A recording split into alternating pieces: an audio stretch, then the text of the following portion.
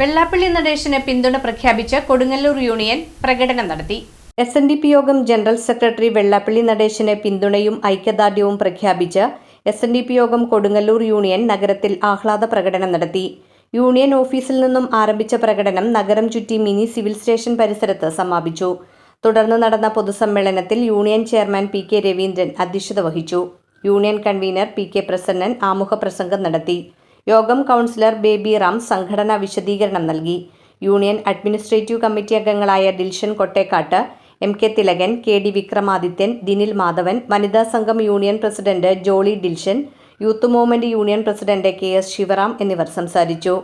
ശാഖാ നേതാക്കളായ ഷിയ വിക്രമാദിത്യൻ, PM ആരോമൽ, PN Vijayakumar, NR Prakashan, KP Suresh Kumar, PJ Jayesh, MV Sudan, CR Rajan, TD Vijayakumar, VG Unnikrishnan, PK Dharmarajan, Harinandanan എന്നിവർ നേതൃത്വം നൽകി. എല്ലാം കൃത്യമായ രീതിയിൽ അവതരിപ്പിക്കുകയും രേഖപ്പെടുത്തി വെച്ചുകൊണ്ടാണ് പ്രവർത്തിച്ചുകൊണ്ടിരിക്കുന്നത്. അതൊന്നും തിരിച്ചറിയാൻ പോലും കഴിയാത്ത ആളാണ് ചെയ്തുകൊണ്ടിരിക്കുന്നത്. അദ്ദേഹം പ്രവർത്തിക്കുമ്പോൾ അതിനുള്ള എല്ലാ തരത്തിലുള്ള രേഖകളും ഫയലുകളിൽ സൂക്ഷിച്ച് അത് പ്രകാരമാണ് കോടതികളിൽ സംസാരിക്കുന്നത്. എന്തെങ്കിലും കേട്ടാൽ അതിനനുസരിച്ച് മറുപടി പറയാനില്ല.